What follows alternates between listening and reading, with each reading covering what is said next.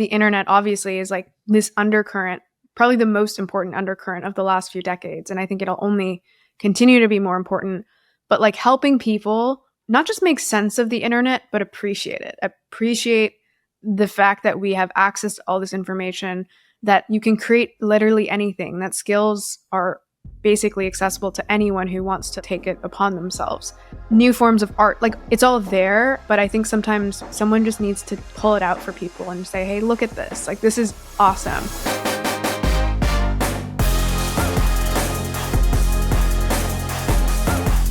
Welcome back to another episode of Good Work. My name is Barrett Brooks. I'm your host, and this is a podcast made up of long-form interviews about what it really takes to make an impact and change the world.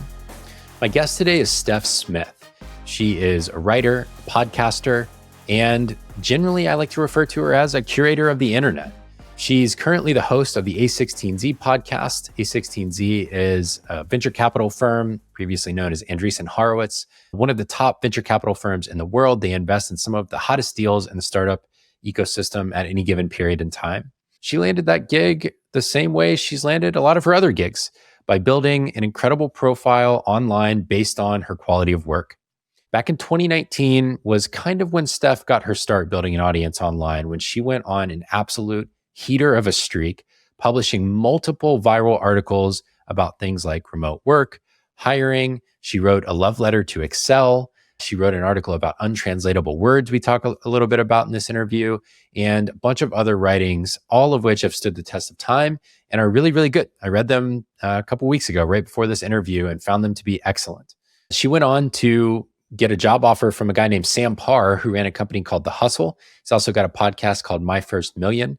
And Steph went to work there, helping with editorial, and then led the Trends newsletter, which was a private paid newsletter about trends in business that would help you get an edge on where the future is headed. And she's done a bunch of awesome projects outside of that too. One called Internet Pipes, one called Doing Content Right, one called Doing Time Right about productivity. And that was an example of a collaboration with her former coworker, friend, and now husband, Cal.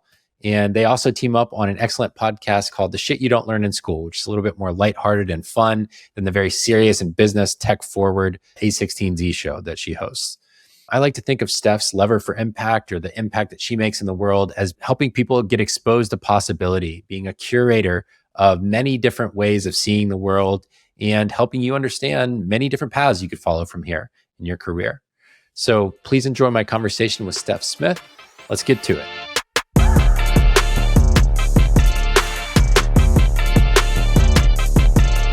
Steph Smith, welcome to the show. Thanks for having me. Awesome to have you here. It's been a blast to just dive into all of your work and go back in the time capsule that is the internet and see everything that you've done over the years. I wanted to start in maybe a little bit of a fun place, which is talking about rare fruit tastings and other eccentric ways of gathering people in person.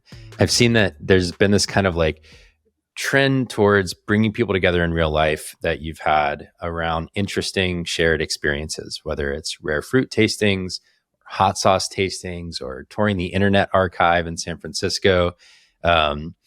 Or I've even seen you post photos of like being in person, watching Patrick Collison interview Jensen from NVIDIA, or going to live performances and things like that. And I was just really curious about, like, I perceive that that is a reflection of something you've learned about building community and bringing people together. And I'm just curious what you have learned about community and giving people shared experiences that break something open that maybe just a typical happy hour doesn't. So I'll start by saying I'm a total novice, and people call themselves community builders. I would never apply that label to myself, at least at this point. But yeah, I started a product called Internet Pipes, which was very much an information product about helping people make sense of all the data online so that they can find trends, start businesses, etc. But we just by kind of coincidence, as we launched that product, started bringing people together, okay, there's a bunch of people in SF, let's meet up. And the first time I did that, I just had this inkling from personal experience that like we can't just do a happy hour, like you said. We can't just bring people into a room. Some people are coming from all the way across the bay. There was a few people who flew in from like, I think Chicago or Seattle, like across the country, which I told them like, please don't, right? Like, but that upped the ante a little bit, but it also, even without those people, I was just personally tired of the traditional meetup. because it just felt so lazy. And even if it was lazy and it worked, that would be one thing, but it was lazy and it wasn't working, right? No one was really facilitating connection. You go to one, never see people again. You feel awkward, just talk to the same person the whole time. So the very basic thesis was, okay, how have I made connection in the past? If you think about your high school friends or people you played on a sports team with, or your childhood friends who like you went through breakups with, right? Like it was all through shared experience of, again, like doing a course together, playing a sport together, etc. So I was like, okay, it has to be activity based.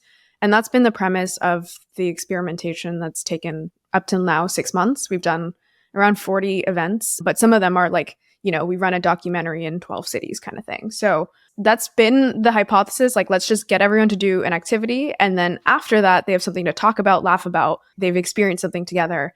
And the latest iteration was rare fruit tastings, which was like every time it's just like, how can I get people to try something new? And I had done a rare fruit tasting in Bali in Indonesia. And I felt like that was just the perfect way to be like, okay, you're trying something new. People are tasting something. They're watching other people react to something so they can kind of like bond. You give everyone a name tag and you get them to put their favorite fruit. So that even was like a little thing where you could walk up to someone and be like, I also love raspberries.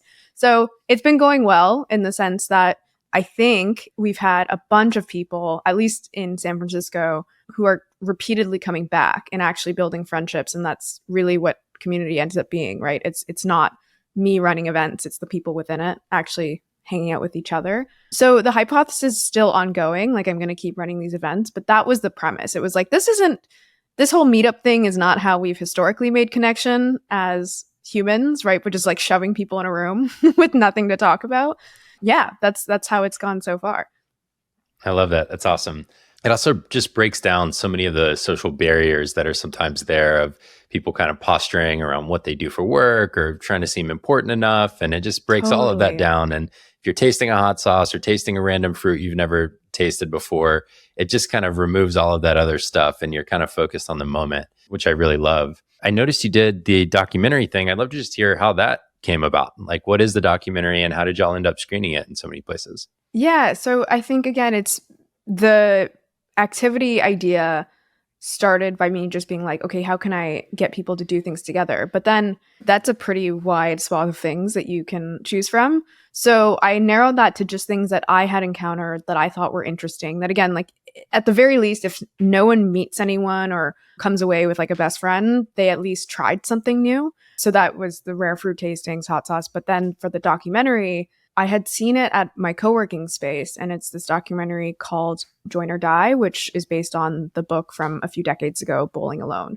which was kind of meta related because it's about building communities and why communities have been sliding for several decades. And it was kind of a recap because Bowling Alone, again, was somewhere in the early 2000s when it was published. And a lot of people, if anything, feel like community has continued to slide since then. And there's, the overlaying of the internet and how does that change things. So it's a really good film, in my opinion. There are some, just by the nature of the subject matter, there's some politics and like people feel like democracy is at stake and that's covered. But ignoring all of that, I think you can actually view it as a nonpartisan film and just acknowledge the fact that, yeah, like, why are communities sliding? Why does everyone feel a little bit lonely? And also this question of just, why is it so hard to make friends in adulthood? Like, was that always a thing? Was it easier when people were more religious or where there was the town square?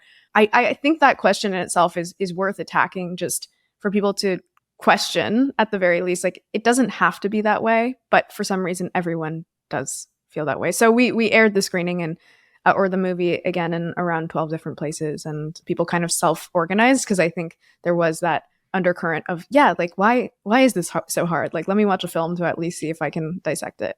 Yeah. Yeah, it does feel like a huge lift post-college adulthood, bringing people together, building community. It's something I've been really passionate about for a long time. So I think we have that in common. I read an interview actually with the author of Bowling Alone not that long ago. It was like this within the last couple of months. And the interviewer was basically like, so essentially everything that you predicted in Bowling Alone has kind of come true in the extreme. And to your point, like, a lot of that has a political overlay, but it's really about kind of the fragmentation of society into these really small silos was a lot of it. And he was like, yes, I wish I hadn't been right. And it's been really disturbing to see that come true because You could Yes. argue that it means the last 20 years of my career have been not meaningless, but very ineffective because it's come true. And it was just really fascinating to hear him kind of reflect on that. And actually, I added him right after I read that. I added him to my list of potential future guests on the show. So hopefully I He'd can be have him on great. at some point. If you haven't seen the film, he's extremely likable. He's exactly kind of how you're depicting, where he's like, darn it, this could have gone so much better. I raised the flag and then nothing happened. In fact, everything just continued to slide.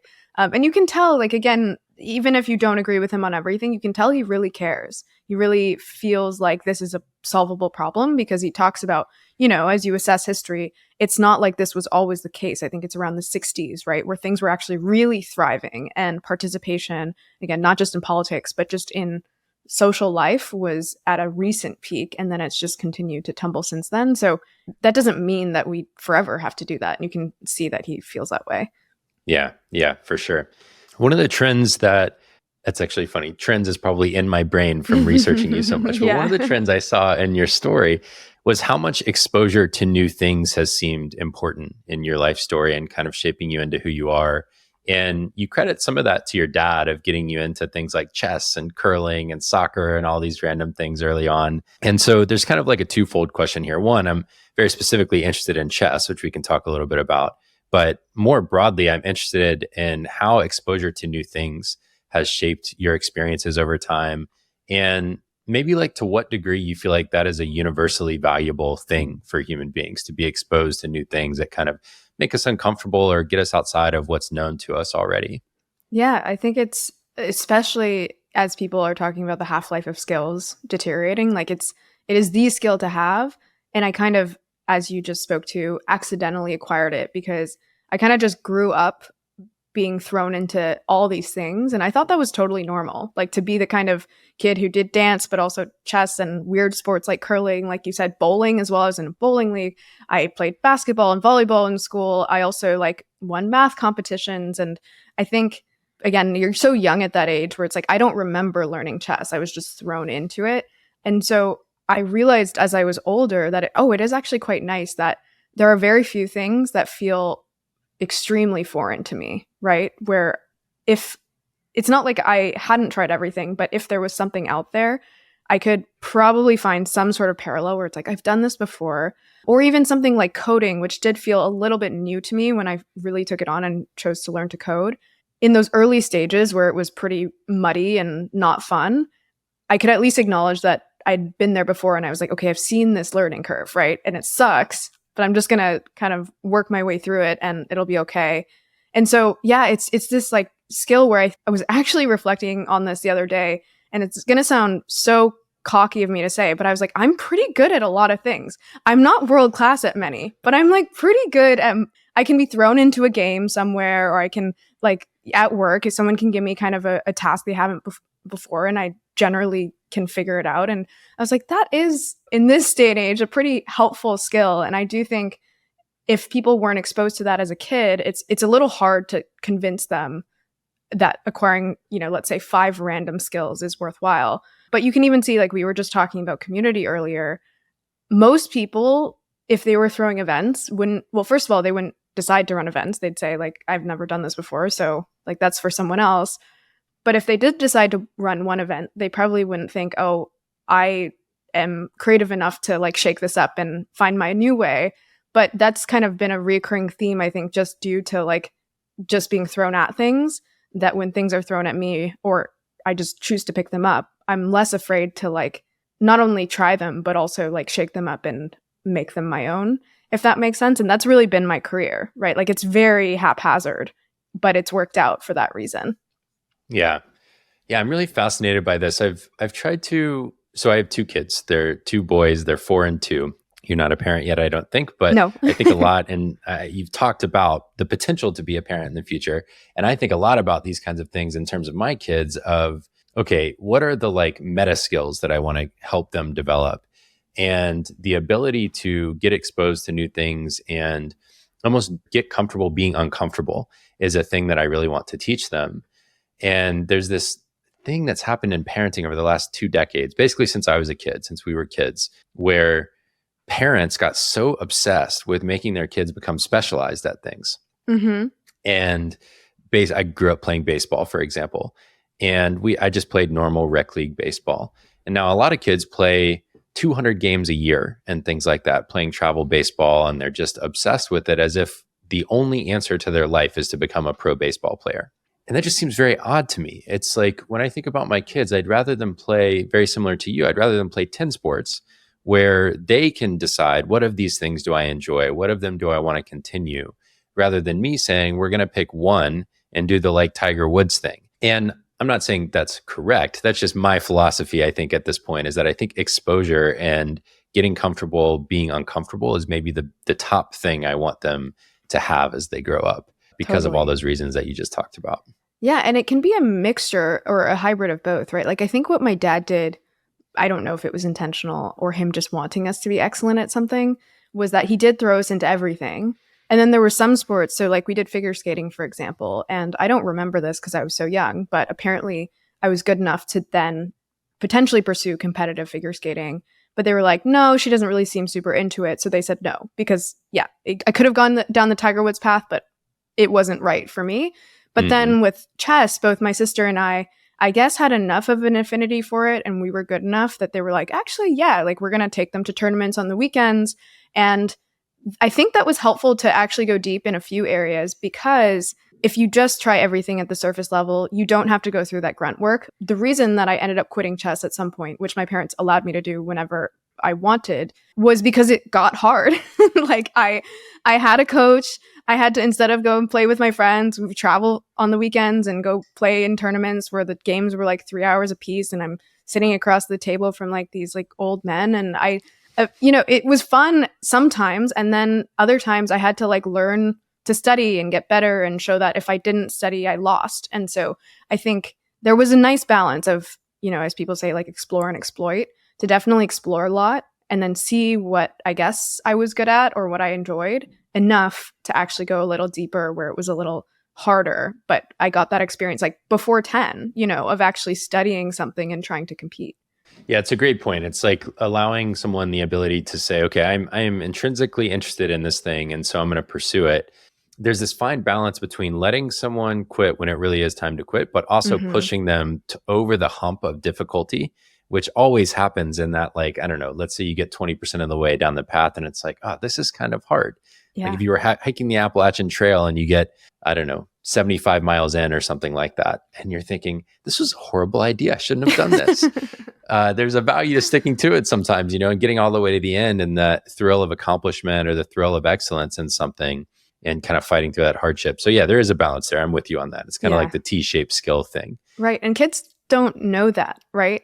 As in you have to kind of find that balance for your kid a little bit. If they've never tried something hard, how do you convince them that, going and like playing a game outside is actually worth sacrificing to try something hard? I've never been a parent. So, I mean, I think these are all things where you kind of in real time just figure out. It is wild to me that although most humans in history have been parents, and everyone's obviously been a child, it's like every person is relearning it over and over and over. It's just this fascinating dynamic there. Okay, but I digress a little bit. One of the things that was really important to you for years and years was being nomadic. And that began with exposure to something different than your peer group, where you took a year to go study abroad in Sweden, as I understand it.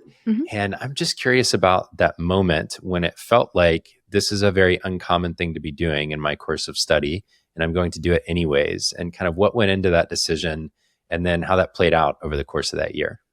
Yeah, so I went to Sweden while I was doing an engineering degree. So at the university that I went to, it was actually really common for commerce kids to go on exchange. I think actually almost all of them do. It's just part of their program.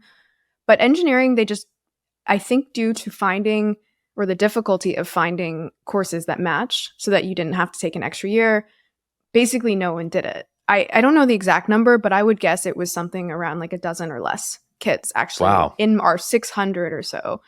And so they just didn't really talk about it. So I didn't really know it was a thing. And then I somehow realized, I can't even remember how, maybe it was through someone in commerce or just through the grapevine, I think it might have actually been someone who was a year older. I heard they had gone. I was like, oh, this is interesting. Because I had traveled only as a kid for chess. and internationally only a few times. Again, only to go to a tournament and come back. So I hadn't really seen the world, but I'd seen just enough to be like, oh, I really liked being in Europe. That was cool. And so I decided to look it up. Basically, the deadline had passed, but I decided, again, I think like there's just been this recurring theme in my life that's truly accidental that only recently I've looked back on and was like, oh, you kind of like always push things a little further than like the people around you. Where I saw the deadline, I was like, well, let me just email them anyway and ask if I can do it. And as you know, as an adult, like deadlines are pretty fuzzy and, arbitrary. So the woman said yes. The woman was like, of course, like send in your app. And I ended up, long story short, going to Sweden for a year, got to travel to, I don't know how many, probably 24 countries during that year, got to see a completely different school system. I don't know if you know this, but Sweden, for example, they don't grade the same way. They do like, at least the school I went to is like 3, 4, 5 or fail. Oh, that was interesting, right? Yeah. And just, obviously lots of other exchange students. And so it was really foundational and just reminding me that there's more out there. But then maybe even more foundational was like coming back and realizing that I had experienced all that and that you could see the parallel track of everyone else having just gone through the same year at that university. So that was kind of interesting because you kind of get to see how certain decisions, change the opportunity set or like the way that you view the world. And then in that particular case, you could literally see like the same track had I been going on it.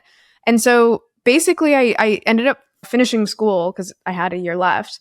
But after that, I was like, okay, I guess I got to go back to the workforce. And what ended up happening is I traveled for 4 months after my final year. And I remember even at the end of that year being like, oh, this is it. Like with the person I was traveling with, we're like, okay, after this, we can travel 2 weeks a year. And like, that's it. Our lives are just fundamentally different from here on out. And by the way, we were 21 at the time.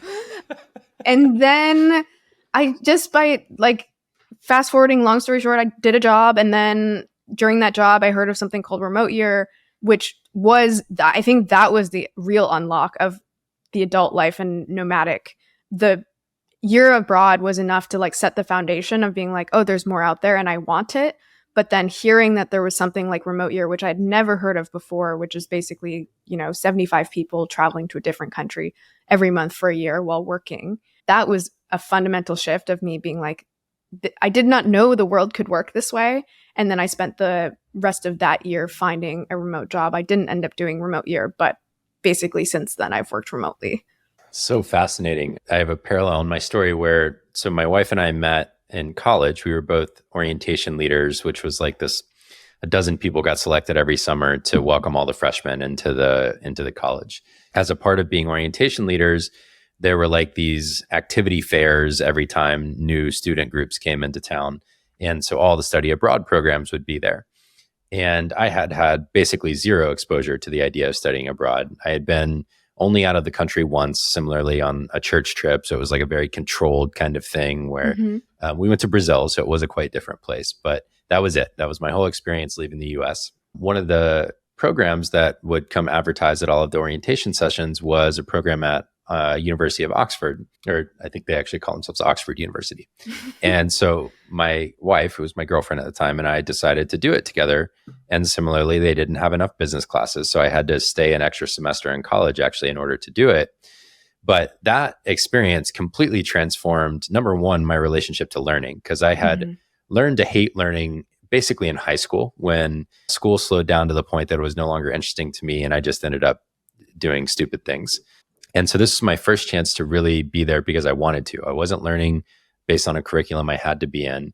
And the grading was completely different, similarly, where in fact, they don't even really give grades at Oxford until you take your, I don't remember what they call them, basically final exams. And that's when you find out what your grade was in a course. And so every week we would go sit in classes like I took one on the origins of the Palestinian-Israel conflict. I took one on Hebrew Bible literature. I took one on like the origins of economic theory, just like all of these things that I was in accounting and finance classes in school. And we'd sit there and it would be an hour and a half, 2 hour long class, very small groups of people, 3 to 5 people at a time. And in between every class, week to week, we would write a 8 to 10 page paper. And the assignment would be they'd basically give us a sheet of paper, and at the top it'd be, here's the question, and then it would be a bibliography. And that was it. It was like, tell us about this part of the Hebrew Bible literature from your perspective. Something like that. And then 55 books you could go pick up out of the library to try and find source material to do it.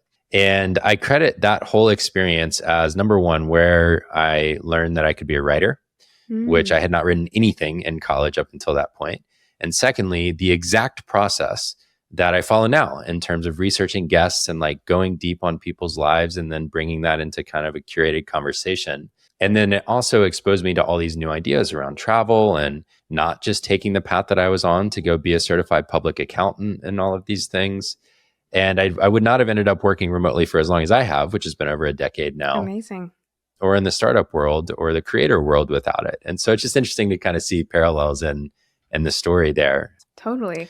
By the way, I also hated writing. I remember in high school, writing or English class was the only class, at least in Ontario where I grew up, where you had to take it until grade 12. All the other classes dropped off before that. Like you could optionally take, biology or whatever. You could optionally drop phys ed or whatever. English found its way all the way through, where in grade 12, I remember finishing that class and we literally burned our books because I hated it so much. So that's why it's so funny these days, because people will refer to me as an online writer of sorts. And in fact, I've been paid for that as a job, but I also hated writing. So I think it does speak to like the conformity that you're put into can completely shift the way that you view a particular skill or subject. Mm-hmm. Yeah, it really can. I was fascinated to hear that about your story too, of the English being kind of like your arch nemesis of a class at the time. Yeah. There was something that got unlocked for me when I had so much agency over the process. And it was just so different from accounting as a practice is made up rules by humans that are in some ways meaningless. And you just have to memorize them because they are as they are. And so you arrive at an answer. And writing was like, there are infinite possibilities in what I could say, on what I could make an argument for. And the way that the Dons, was what they called the teachers, challenged us in class was we had to come in and defend our arguments. And they would poke holes in it. It's like, well, what about this angle? It's like, well, shit, I didn't read that source, so I have no idea, And then they would have us, like, if there were a couple people in class, they would have us flip perspectives and argue the other person's point and things like that. And that just made for a fascinating intellectual experience it was more like, rather than memorizing for a test, it was like I was being challenged to actually think for the first time. And that felt totally different to me. And it feels a lot more, Packy McCormick, who was on the show, calls it like the great online game or the like infinite game of the internet. Felt a lot more like that. And it makes sense why getting comfortable with the discomfort of being able to do anything was rooted there for me. So totally. Anyways, I digress. No, I totally agree. It's just like, it's crazy how prescriptive school is. And if anything, actually, I did very well in school. You know how a lot of entrepreneurs are like, I hated school and I like couldn't wait to get out of there. For the most part, my brain was pretty good at like memorizing things. I could cram for exams in a day and ace them. In fact, I got an award at the end of college for my Chem Eng class being the most likely to skip every class and ace the exam. So I had a rebellious side of me being like, I don't need to be here, but like I'll do the test. I had the same thing, yeah. So it's funny. It's just, even as you were talking about remote work, it seems like we had a similar sense of just like, why does the world have to work this way? As soon as you get like a whiff of, wait, this whole 40-hour thing was invented 100 years ago by someone who like had a car, manufacturing plant, and we're all still doing this. Like I think there's just like a certain level of questioning, which can get counterproductive at times, but sometimes you're actually like, oh wait, the world doesn't have to work this way. Yeah, I definitely have to cut myself off at some point. I can get a little too esoteric or existential with my questioning, and then I got to come back to reality. So I wanted to bring this back to this period of your life when you ended up living nomadically and working remotely, and that really shaping your experience. But that's also changed over time to where you were nomadic. Now you've settled in the Bay Area, and I've heard you talk about maybe your latest vision of having homes around the world in different places, maybe like Bali and Edinburgh or wherever, who knows? I'm sure those places change over time. I'm just curious kind of how as the years have gone by and you've grown and changed, your relationship to being nomadic and traveling around the world has changed? Yeah, I mean, you got it. That's my vision. So you did your homework. I would love today to just have a few homes across the world where I have communities, and they're places that I've just, after seeing so much of the world, have determined fit my calculus of what I want.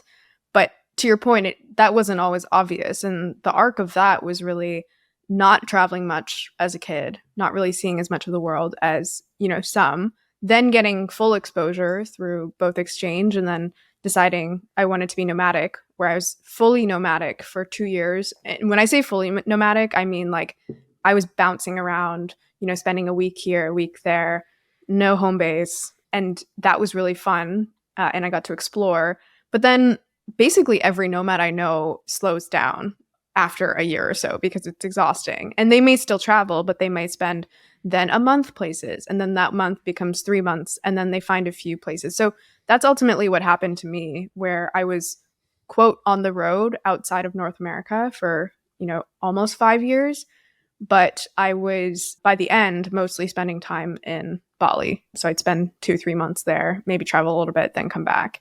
And I think ultimately the number one reason that happens, and why that happened to me as well, is just community and routine, right? Like we think we want to go and do all these cool things over time, but ultimately having things that you can count on, both people and places and infrastructure that you like, ultimately means that, yes, I would like to spend time in Bali, but I also, now I'm married, have an American husband who was nomadic as well, but like has family here.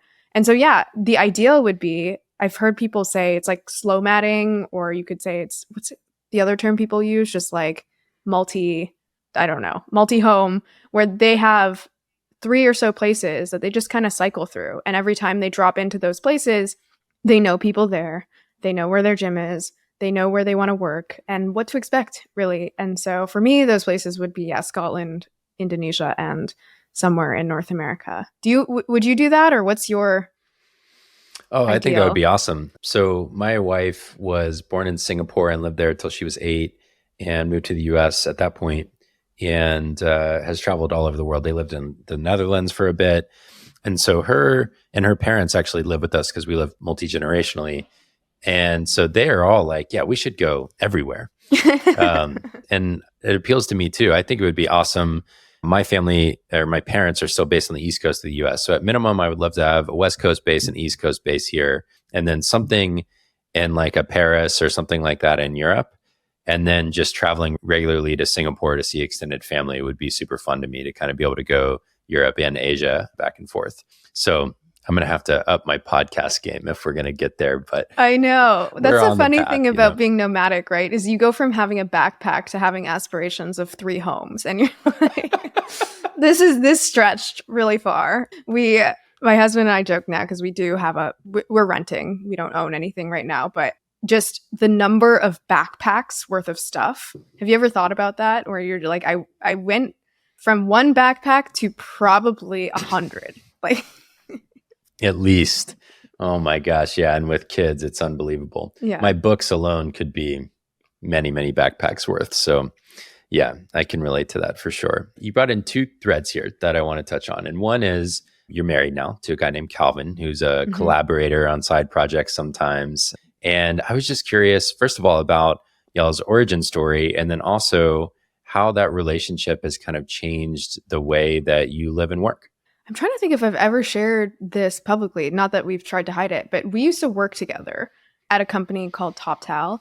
That was actually my first. So if you remember, I was looking for a remote job for like a year or so once I had found out about remote year. And the job that I ended up getting, that was them taking a total chance on me, was on the growth team at TopTal. I found out later that they were actually taking a chance on us. They hired 3 of us, myself, Calvin, and this other woman who came from totally different backgrounds. I came from a traditional consulting role. He was in banking, and she was a software developer. And they had basically, this was again a growth team. They had hired a bunch of SEO specialists, AdWords specialists, who maybe could do their job, but since it was a high growth company, they needed these people to just be agile and do everything. And so they were like, you know what, let's just hire some really young kids who are like a year out of college, who seem smart, who maybe have zero experience in this digital marketing space, but let's just do it. And so Calvin and I ended up working out, as in like staying in the roles. And they ran like a meta growth experiment on you all. Right. Exactly. I mean, they did, which is funny because the boss I had at the time, like I think still to this day, maybe just because of where I was in my career, is the person I learned the most like true growth experience. Like he was incredible. And so it made sense that he ran an experiment like this. But yeah, we worked together. So technically, I joke, we met online because we didn't meet each other for 8 months or so, other than working, which by the way, it was so early in the remote workspace, at least compared to what people are used to today, that we were on Skype. We weren't even on Slack or Zoom at first. So yeah, we ended up meeting in Nicaragua around 8 months or so in to us working together. And then we ended up traveling together for around a year. And then we only really properly got together before we moved to Encinitas, really. So several years ago now, but like 2018 or 2019. So yeah, we went from coworkers to dating to getting married. But I think coming back to your question around like how things have changed or like how that shaped life and work, I think we always say we were extremely good at working together. I probably have never worked with someone who I get along with more, but also who is like really competent. So we were just always like bouncing ideas off of each other. If one of us was working on a project, we'd always call the other person. And that's exactly why, like, even though we're married now and a lot of married couples don't work together, if I'm working on something like internet pipes, he's always the first person I go to where I'm like, I need to think through this. Or like often I'll just ask him to help me with something in ways that I'm quite particular in my own projects, especially. So I don't trust many people with being in the weeds of something, which is why I always kind of work alone, don't have co-founders, etc. But being able to depend on someone like on that foundational level, I think is a really good foundation for marriage. And so we kind of like everything blends together. We have a podcast together, we travel together, like, and I think, by the way, the early stages of, when we started to travel together, starting in Nicaragua, were a great test because living with someone, working with someone, kind of dating someone is like, it's basically every aspect of your life meshing together on the road as well. So you have like nowhere to escape. So it was a pressure cooker in that sense, but it really like living together now is easy compared to like what we tried to go through back then. Yeah. No kidding. I mentioned that my wife and I studied abroad together at Oxford, and it was the same thing for us. We always joke that we probably would not have made it as a couple if we hadn't decided to do that together. Yeah. For several reasons. One, it kind of put this date out in the future where it was like, well, we better stay together because, we're going to be studying abroad together. And that would be really awkward if we weren't. And then we started working together in the office of that. They basically would give scholarships in exchange for student work on the program. And so we both worked in the office of the program leading up to it. So we were coworkers as orientation leaders, coworkers in the office. Then we studied abroad together. And there was this moment when we traveled for like 2 weeks before the program started. We were leaving Paris to go to Geneva on a train. And we went to the train station. We had to check out at, like 10 or 11 in the morning. And our train was at 4 or 5 in the afternoon. So we said, okay, fine. We'll just pack up our bags and we'll go to the train station and we'll study and like get ahead on our coursework that's starting in a week or so. And we were meeting up with a person that had been a like phone mentor of mine because he had graduated from the same college, but we had never met. He was going to host us in Geneva. And so we're sitting at this train station for 6 hours. And it gets about, 40 minutes before our train's going to leave. And I realized that while we had bought a Eurail pass for like getting on trains, easily, we had not activated them. And so they weren't going to let us on the train. So my wife goes and stands in line, girlfriend at the time, and she's waiting in a long line and gets to the front and the person says, oh no, you have to go to this other place over here. Blah, blah, blah, blah, blah. Long story short, we walk up to the train, and trains in Europe leave on time. Yeah. Walk up to the train, the doors close. She could have probably gotten on and I would have been on the platform, but because we couldn't both get on, the doors close. And we look at the conductor standing right there, like the platform agent, and he's like, sorry. And we missed our train. And so we had been sitting there for however long, and I felt like an absolute idiot. And this was the beginning of me starting to process a lot of things that I needed to work through in adult life. And she turns around and she goes, all right, everything's going to be okay. And I go, what do you mean? Everything's not fucking okay. We just missed our train to Geneva. What are we going to do? And this was probably the first real fight we ever had. I think she called her mom afterwards and she was like, Mom, I've made a horrible mistake. I cannot travel with this man for the rest of these 3 months. I have to come home. And her mom's like, calm down. Y'all will work through it. Oh, that's but funny. it's, that's the kind of thing that's the value of travel. And being in relationship with someone through those experiences gives you the chance to, or gave me the chance to grow through them and have this source of stability and companionship where the next time that we went through those things, it was a little bit easier and a little bit easier until now when things go wrong when we travel, it's just like, whatever, we'll catch the next one or we'll get the next flight or we'll figure it out. But we had to go through the really hard experiences first where we knew, or I had to learn that it's not the end of the world when things go wrong. It just feels like it for a moment and you have to work your way through it, going back to the doing hard things thing. Totally. I think travel it's funny because we both, I think by this point have traveled a lot. So it is pretty just go with the flow, like don't book everything, just show up, fly there and you'll figure it out kind of thing. But when you're younger, it is like, oh my God, I'm flying across the ocean and like you think you're stuck in a city and like if you don't catch one thing, like you're actually going to be homeless there for the night. And like, it is kind of funny how you catastrophize because you don't know any better. And now you know, like, oh, that's like Berlin is just like San Francisco or, New York. It's just a city and you'll figure it out. Mm-hmm. Yeah, for sure. Well, we both know and love the value of travel and variety and exposure to new things. And it seems like I know that I have also learned and value roots and having roots in a place and being able to your point, like have familiarity, have community, have things I can count on from my favorite coffee shop to a gym and everything in between. And it seems like as time has gone on, that roots have become more important to you as well, in addition to still wanting to travel and experience the world. And this year you tweeted that you got your green card here in the US, which was a big change and kind of moment in time. Just curious kind of what sparked that and what made you want to make that a priority here at this moment in time.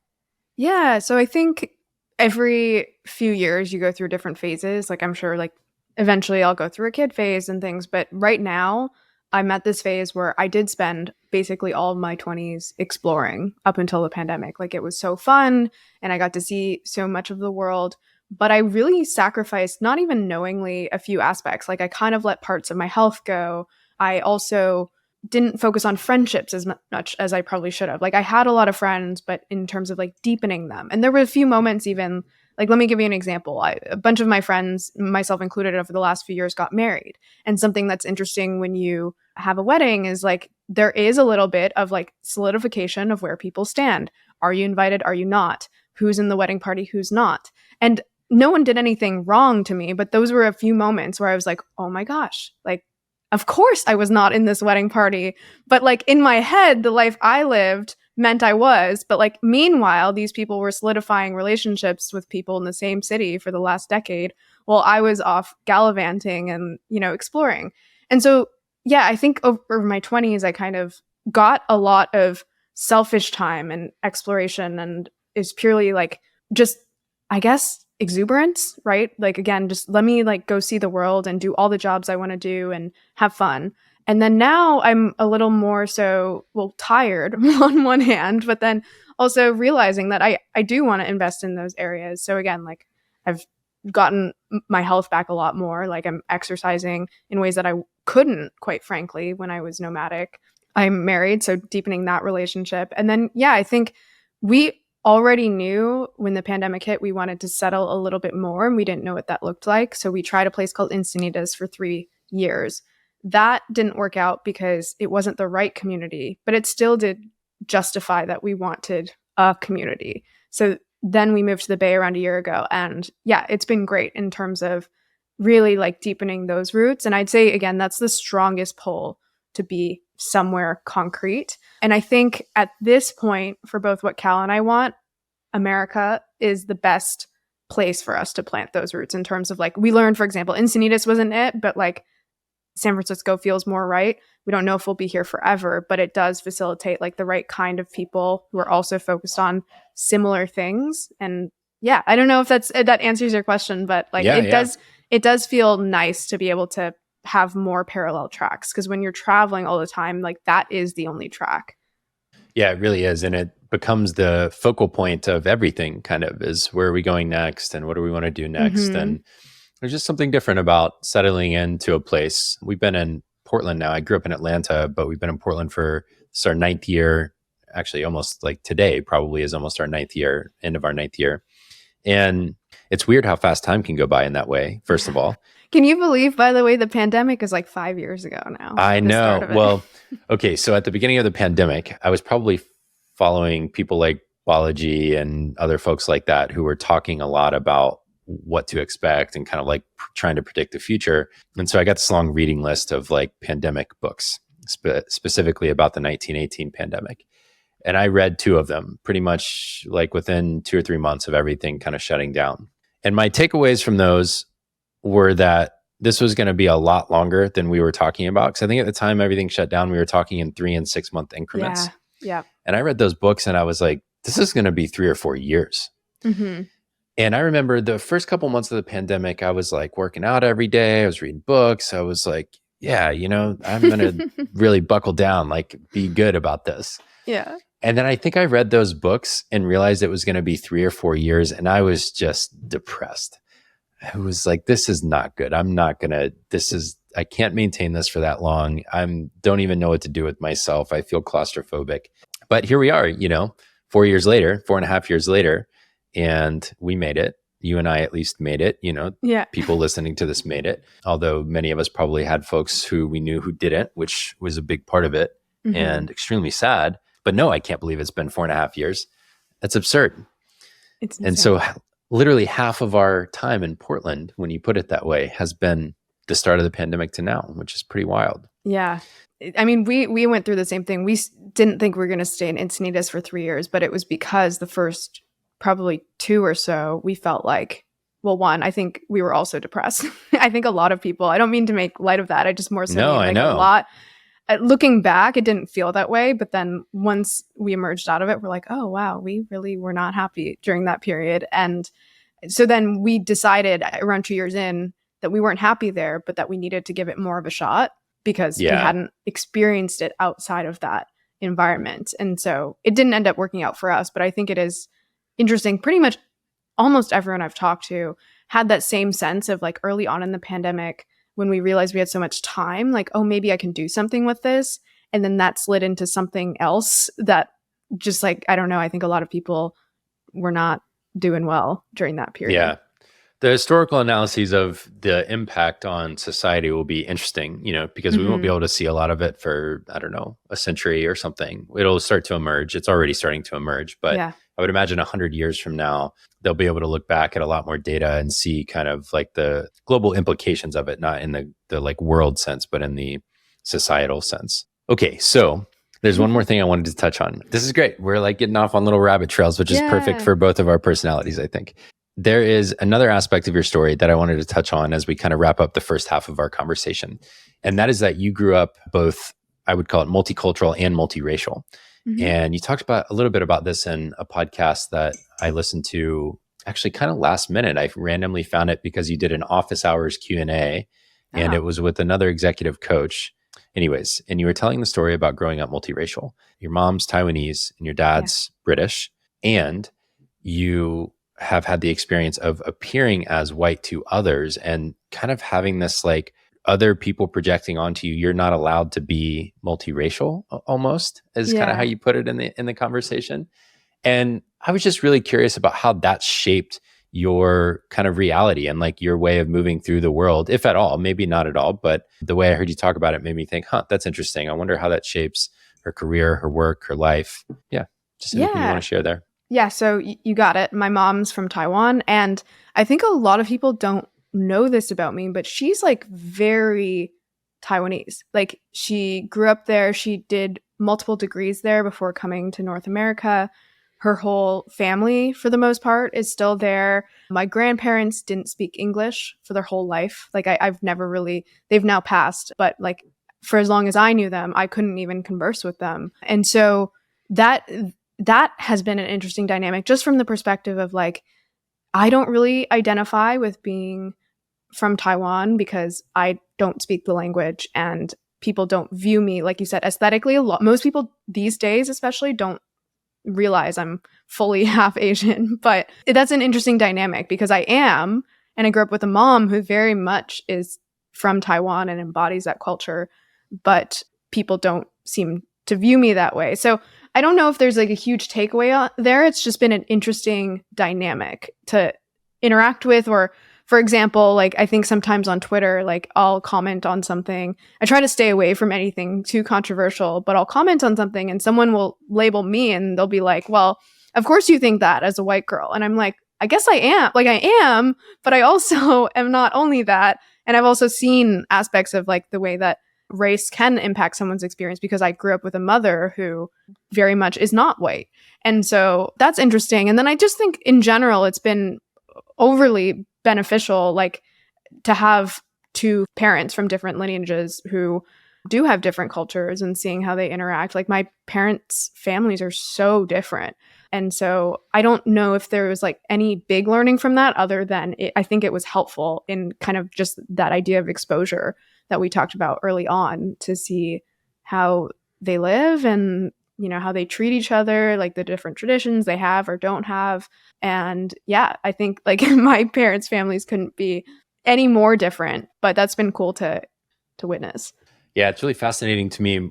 My wife and I talk a lot about this because our boys are half Asian and will grow up probably being perceived as white almost entirely. We'll see with the little one how he develops. But I'm just really fascinated by that idea that they will factually grow up and be half Asian, be perceived as white, but have many experiences, you know, living with their grandparents who are fully Asian, learning Malay words, visiting Singapore often. Like, these are the things that, for me, I watched my mom go through a similar thing where she was half Mexican, half white.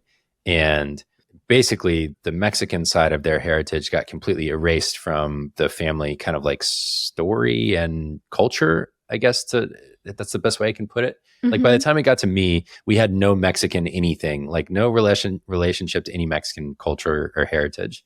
And I really don't want that for my boys. I really would like them to have a very strong understanding and attachment to whatever version of that they want, but at least have the knowledge and experience of traveling to Singapore, having strong connection to their extended family on that side, learning Malay as part of their culture, and seeing, you know, when they go back and see their great grandmothers, one of them does not really speak English. She speaks Malay, and seeing that is why they learn some of that in the household and things like that. So I'm just I mentioned this I had Laura Behrens-Wu, the founder of Shippo, on Friday. So she will have been the episode before, like 8 weeks in the future, basically, for listeners. And we were talking some about this, that it has been one of the great surprises of this show, the number of people who either have an immigrant story as part of their background or a multiracial story as part of their background who have come on the show. By no, you know, it's not like I'm selecting for that. It's just been fascinating that as I dived in on people, that's just a huge aspect of, I think, entrepreneurial culture. There's something there that shapes people and connects them to this like entrepreneurial drive, I think, in a way. It just makes it more likely to overlap somehow. Totally. And, you know, like my parents were both immigrants, so I'm not an immigrant, but I think even the whole conversation around race is very complex. But I think growing up multiracial is interesting because, for example, like people might think, oh, my mom came from Taiwan, like she had it hard. But then my dad like grew up in this tiny town called Deep River where he had like no opportunity. And like that's been equally interesting to witness, like ignore the race, just like how two different kind of immigrant families figured stuff out. And so, yeah, I definitely think that even if you're not the immigrant, if you grew up with like two immigrant parents or one immigrant parent, there's just like a different way they interpret where they are and their journey. That's just, it's honestly just you don't realize it as a kid, but once you're a little older, you reflect and you're like, wow, it's kind of interesting to have watched growing up. Yeah, I love talking about it almost for the opposite of the sensationalism that these things often get couched in, for the nuance and the inherent humanity in it. It is so fascinating to me how these things shape us. So, okay, I'm going to call the first half of our conversation there. We're going to take a little break. And when we come back, I want to talk a lot more about the professional side, because there's so much exciting stuff to talk about there. I want to talk about the heater of a streak of writing that you went on in 2019. I want to talk about podcasting a little bit. I want to talk about money, maybe some, and then maybe a couple other things. So that's what people can look forward to in the second half. Sweet. Hey, it's Barrett. You've reached about the midpoint of this conversation. And while we take a little break for station identification, as they say, I want to tell you about two things. First of all, I write a newsletter every Saturday for founders and creators who are leading teams and companies to make an impact through your work. It has 3 sections in it. The first one is a mini essay from me based on my executive coaching work with founders and creators about how to lead well. It has 3 long-form essays or links from around the web that will help spark new thoughts to help you lead better. And it has 1 quote from a meaningful book that I often find myself recommending to friends and clients. All the feedback I've gotten so far is that it hits exactly on the kinds of issues that founders, CEOs, and creators are facing every day in their work.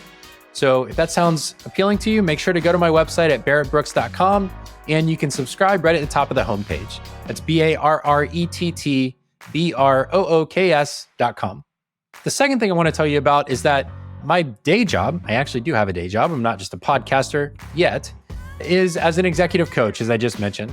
I work with founders of Series A startups and later, and with creators who are doing at least $1 million as a solo founder and are now thinking about growing a team.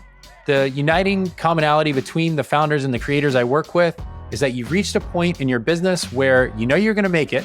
Actually, you're doing quite well. And now the question is, how much do you want to scale? And what are the leadership challenges that you're going to face along the way?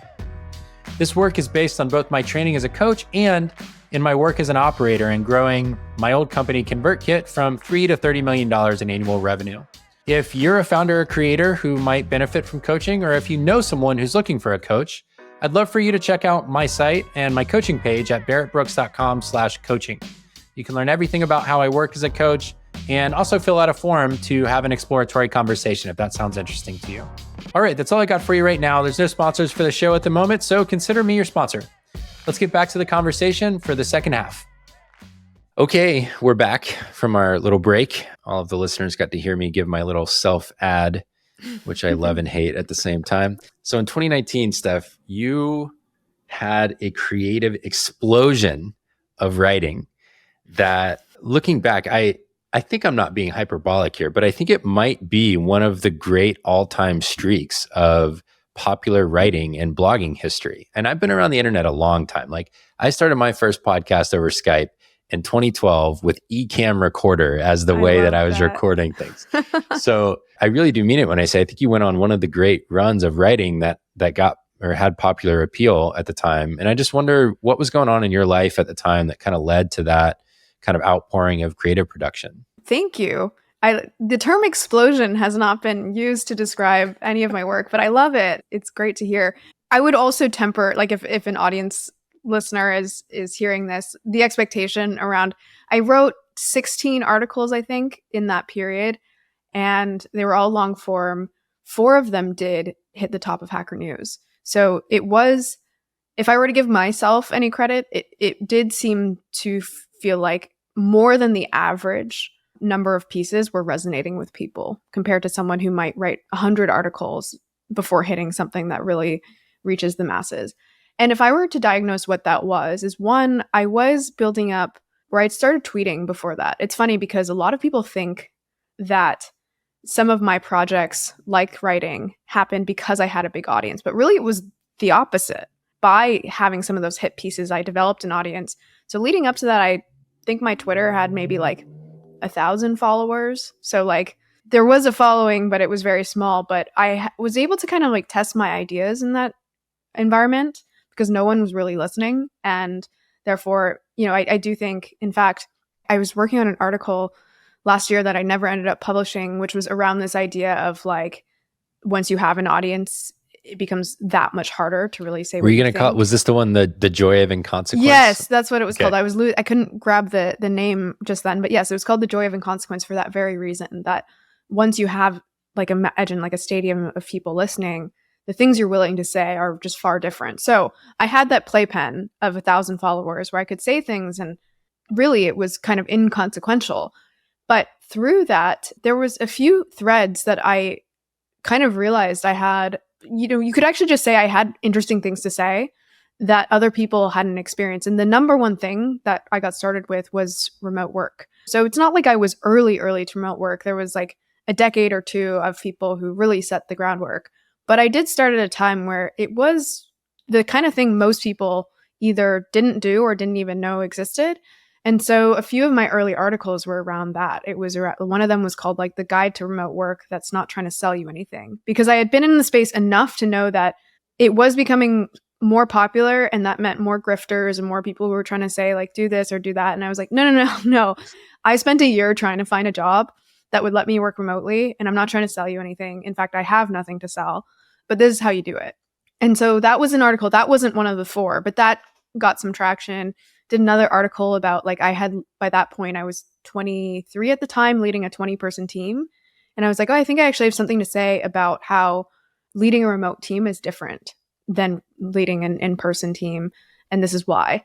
And so a few of those started taking off. But I think my first kind of viral one was this one where it's like, you don't need to quit your job to make. Because in the first, or again, year or two before that, I taught myself to code. I had been launching these random projects on Product 10, and had been in these kind of indie hacking communities.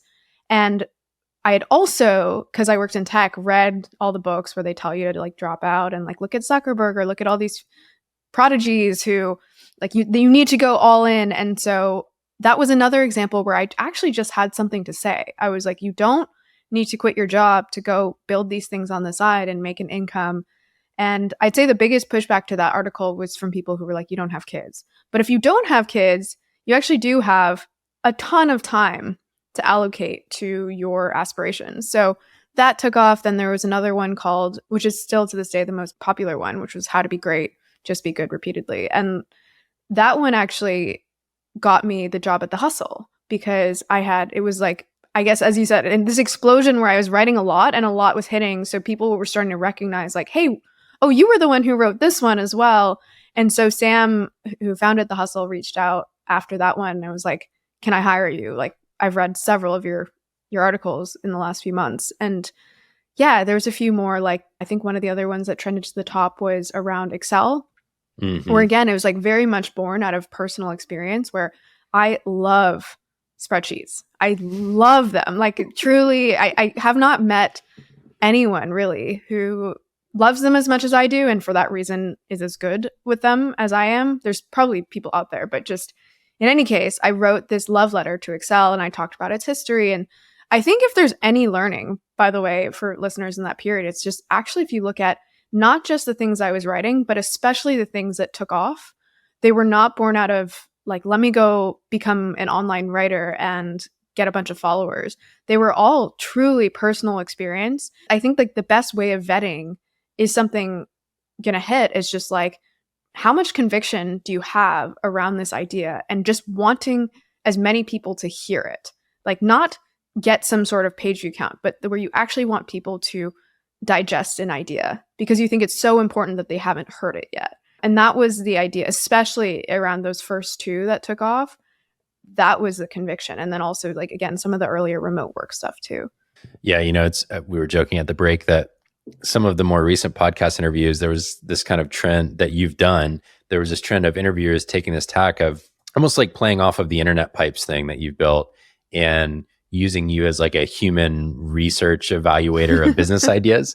And it's funny because you do have this analytical ability to go really deep and find tools that are helpful for identifying trends and understanding what people want, SEO tools being one of the groups of those things. And there would have been a very strong argument against almost any one of those articles at the time. Yeah. From an SEO standpoint. And you had such high conviction on them that you were able to both write them, but then also promote them, I think, probably because you had high conviction on them in a way that resonated with people. And I've been thinking a lot about, 2019 and 2024 almost could not be more different in the sense of what is online media like today and how has it changed and how has it transformed. But I think you've said this a couple times along the way too, and I believe it as well. Online media will never end. Mm-hmm. Podcasting is bigger than ever, and it is never going to be smaller than it is today. Writing will continue to happen on the internet. Obviously, YouTube and video education is huge. These things will continue, but they are transforming. The world is quite different now in terms of what it takes to get attention. And AI will accelerate that, I think, in terms of just like the quality bar that we have to hit and the humanity that we have to convey in what we do online in order to get attention. But I actually think a lot of what the things that you wrote, because they were from such a personal perspective and high conviction, are the kinds of things that could still break through today because of that reason. Like those are exactly the things that are still getting attention now. And the things that aren't are the things that I think start with, well, here's a keyword. Let me see if I can come up with an outline that would fit that keyword. That's my take. I wonder what you think about that. Yeah, I mostly agree. I think the way I actually view content is broken into those two buckets. There are things that people are searching for where they don't need some sort of viral article with a big opinion that's revolutionary. They just need an answer. And that answer could be literally as simple as the position 0 on Google, which just tells them like how to convert like ounces to milliliters. Or it could be some long thing where they're trying to figure out how to like solve some very practical issue in their life. Either way, that's one kind of content. And it makes sense that tons of companies have taken advantage of that because I actually think SEO is really underrated. Now, I don't know how it's going to change with AI in the long term, but it's underrated from the perspective of there are very few things in life where you can actually just take what billions of people are doing every day and dissect that and understand what they want. And so SEO, I think, is actually an underrated industry, but only for that kind of content. It's a very different kind of content versus what I was doing, which again was I have something to say and I think people haven't heard it. And therefore it has this viral coefficient potential that how to get your wine stain out of the carpet is very different, right? And so I think it's actually important for people to separate those two ideas. But I think the other layer I'd add to that is that doesn't mean you can't use the data. I mean, that's what Internet Pipes is, right? It's using, again, not just SEO data, but it's like, what are people buying on Amazon? What are people arguing about on Reddit? Like all of that is hugely valuable data, but that's not where you start, to your point, in my opinion. If you're going for that second kind of article, you start with your own conviction, and then you layer on that research to kind of fill in the gaps. Like, what have I not thought of? And in some cases, you ignore all of it, and you're like, no. Like, I've led a remote team, and I know what I have to say, or I have spent enough time in Excel where I know what's interesting.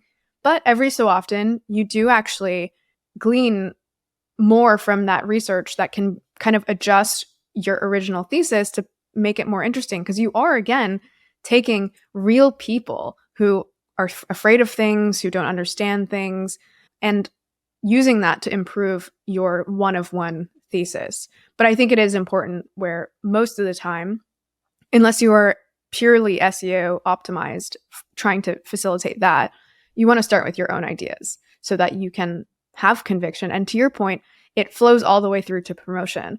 I've had so many people come to me because I have had success with my online content in developing an audience, asking how I promote things. And I was like, honestly, I don't promote that much. But when I do, I'm very happy to do it because it's like, I actually, again, I want you to hear this. I want this like nugget of information to transfer from my brain to many. And so therefore, like, I will do whatever it takes. And by the way, in those early stages, during that 2019 period, I had a launch plan for every article. That's the other thing that I think a lot of online writers maybe miss these days is they think just like if I put it on Twitter, that's enough.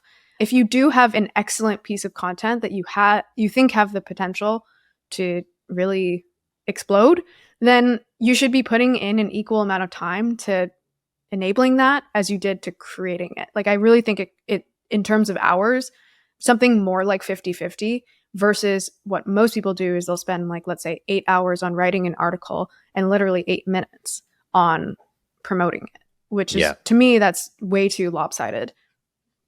Yeah, I think a lot about that with this podcast. It's the number one problem I have right now is lacking hours to spend an equal amount of time promoting every episode as I do making them. Reminds me a lot of this guy who was before the creator economy was called the creator economy. This guy named Derek Halpern, who was kind of like got a lot of attention for a long time because he was very kind of boisterous New Yorker, like Northeastern type personality. And he talked all the time about it's not 90-10, it's not 80-20, it's 50-50. That's what you got to be spending your time on. If you're not doing it, you're not giving yourself a chance for success. And he'd like yell at the camera. It was so funny. Well, I mean, I was not familiar with him, but I think he's got a point. I think if you just consider the fact that, let's say your favorite, or I would say society's favorite musicians, the people who you know, they are not the best musicians.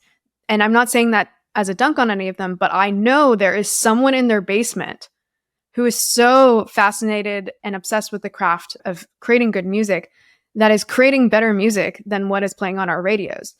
But that person in the basement is not a marketer. They don't know how to market, and they've never invested that equivalent time. If you think of all of the people who have made it into our ears, they're just as good marketers as they are musicians. And you can apply that to like any creative craft. And ultimately, it is kind of crazy that people spend so much time creating something significant. Like if you think about a company, if they spent all this time creating a wonderful coffee maker and then they just said like, here you go, like it's there. And they spent no time brokering deals, getting it into stores, like running ads. You'd think they're crazy. You'd be like, why do you expect that people will just know about your excellent coffee maker? But people do that with content every day because there's this weird assumption that, you know, the best content will just frolic its way into people's brains. And it's like, it doesn't happen. You have to give it that initial activation energy. And that also comes back to, again, being proud of what you're creating, because if you are proud of what you've written, then you will find that promotion step a lot easier because you'll actually want to do it. Mm-hmm. Yeah, for sure. An example of this, I was on a Delta plane recently, and Spotify audio is now on Delta planes on the seatback content. And I was scrolling through the podcasts on there, and it's like 80 or 90% Spotify owned properties or licensed properties, I should say. But then there's a couple that are independent shows. And I was thinking, I wonder how you get on Spotify's curated list of shows on Delta planes. And I don't even, my calculus was that I don't think it would be worth the number of listens you would get to do it. But it was an interesting thought exercise to imagine, how does one go through that process? Like, who at Spotify is managing that? Because it's probably a person that's in charge of that partnership. How did the shows get on their radar? What are they using as their criteria? So anyways, that's the kind of thing I think most people aren't doing with their content, is thinking, how do I get distribution for this thing? Because to your point, a musician makes an album and then they go on tour for 18 months and they don't make another album for like 4 years oftentimes. And that's because they're promoting the last one. Exactly. So yeah. I mean, say movies, right? They have just as big budgets for promotion as the creation of the movie. I think content creators, in a way we forget, are actually, at least as we're defining them, like online writers, podcasters, etc., are pretty new.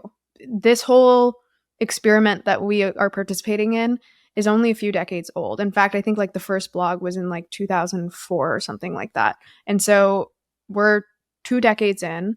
And if you think about podcasting, I always say podcasting is actually like kind of a decade behind. In fact, a lot of the infrastructure, if you think of like Megaphone or Transistor, that all appeared in like 2017 or so. Yes. So we're actually in the first decade. And so, yeah, I think content creators are in effect still learning a lot about, you know, how other industries have done them for many more decades. And some of it we discard and ignore because it is different. But sometimes I do think we can learn from, again, the music industry, the film industry, where they do have that balance a little better. And I think one more thing I'd add to that is I think sometimes creators shoot themselves in the foot by having too rigid deadlines in terms of saying like, I need to publish weekly. And then because of that, the only thing they can fit in that compartment is the production, right? The creation. And that's when they run out of time for the promotion. But if you actually just attack the problem, you say like, blank slate, how can I have 50-50 creation and promotion? That's when you can make some of those sacrifices. And you say, you know what, actually the only way for me to do this is to publish only twice a month. And you can make those adjustments if that is your goal, right? To balance them instead of starting from a very arbitrary, like, I need to publish weekly because all the creators on Twitter said to do that. Yeah, it's fascinating. I think about this all the time in that I often ask podcasters with large audiences, like, what do you think worked? And basically the only consistent thing that I hear back is, well, I published 150 episodes and then it started working, or something like that. And I'm both in this for the long game and I'm fine with that. So, okay, first of all, I have a view of reality, which is 90% of podcasts never make it past episode 3 or whatever. And then another like 80% of the ones that make it past 3 never make it past 20. And so, all right, so starting point.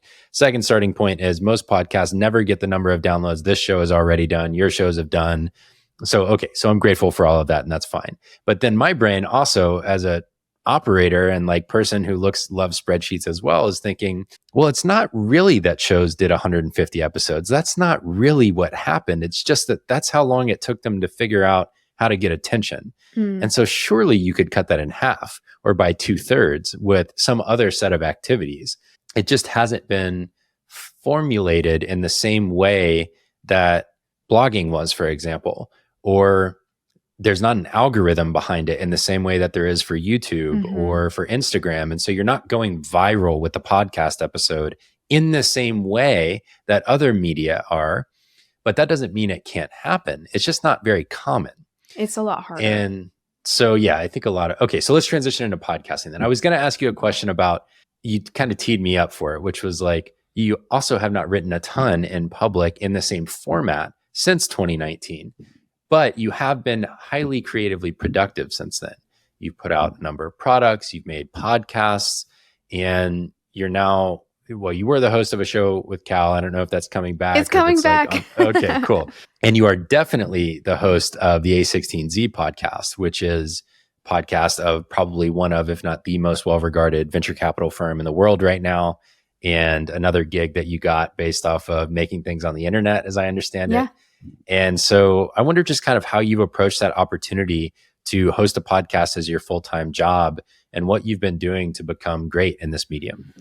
Yeah, good question. And I'm going to come right back to it. But I just, as you were talking through the idea of this like 150 articles, like that's just what's needed. And I do think podcasting is a little bit harder than written content. But I think if we actually look at that 2019 period, I've never thought about it this way until now. That was me trying to shortcut like the advice where everyone said, you just need to write over 100 articles, just write every day and you'll get there. And I could have done that. What I ended up doing was taking, instead of, let's just use raw numbers, like let's say this is not true, but like it takes an hour to write an article. Instead of doing 100 hours that way, instead I did 16 hours for those articles, an equivalent 16 hours for promotion. So I did 32 hours, which is actually a third of what it would take to write the 100. Do you know what I'm getting at? And it got me there quicker and probably in a more significant way by just writing fewer articles, but making sure that the promotion was equivalent. Because I think for the first, if you're doing 100, the justification to do the full 100 is to get good at actually writing. But if you think you're there, I think you can shortcut it. Anyway, I digress. Coming back to your podcast question, I think what was interesting is I'd done a bunch of podcasts, either co-hosting with Cal or being the guest, but hosting on my own and doing more of like an interview style podcast. The first thing to get good at was just hosting, which took a while. It was way harder than I thought, just like any skill. It's like from the outside, you think, you listen to a Joe Rogan and you're like, oh, he's like, I could be Joe Rogan. I could be likable and, you know, command a conversation. No, it was way harder. So I'd say the first 6 to 12 months was gaining both my confidence, but also my skill that yielded confidence in hosting. But then in addition to that, there's all these things about podcasting, like any product that you just don't know before you're producing it. It's like, how do I create good music? How much should I be editing it? Another thing is preparation. Like as a host, I way over prepared at first and I pulled that back, which I think preparation is good, but it was actually making me less present during those conversations. What else? I think after that, after I got my footing, I think it was about studying what else was out there. And so the A16Z podcast for a long time was only interview style, kind of panel style, which was good.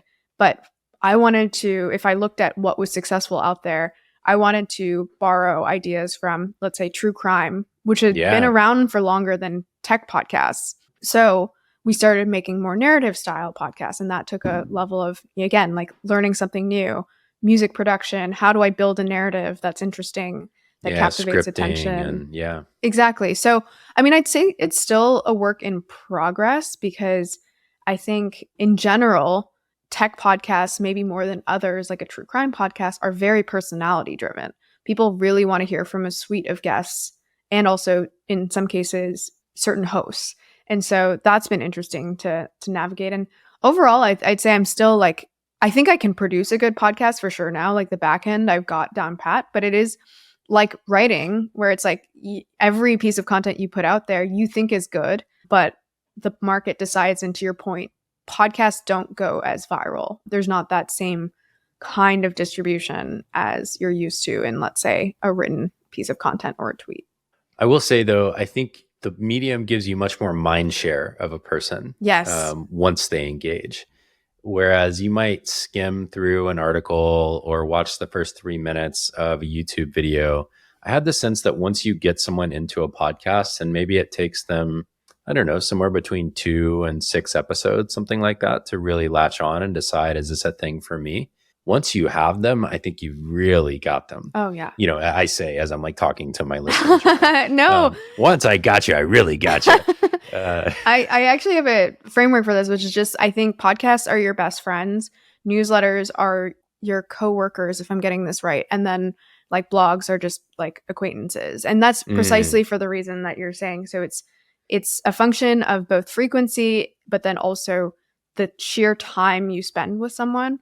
And so if you think about your point, an article, someone stumbles upon an article, they might read it for a few minutes, they might not. But most of the time, even if they read it, they have no idea who you are, and they also don't care who you are. Then a newsletter, they've actually opted into something concrete that they know is going to be delivered, for example, weekly. But again, they're spending, a couple minutes, 5 minutes with your newsletter every week. They might skip it sometimes. And that's kind of like a coworker. You know what you're going to get. You're working with them on a certain basis. However, podcasts, like you said, you're spending an hour with them, sometimes longer.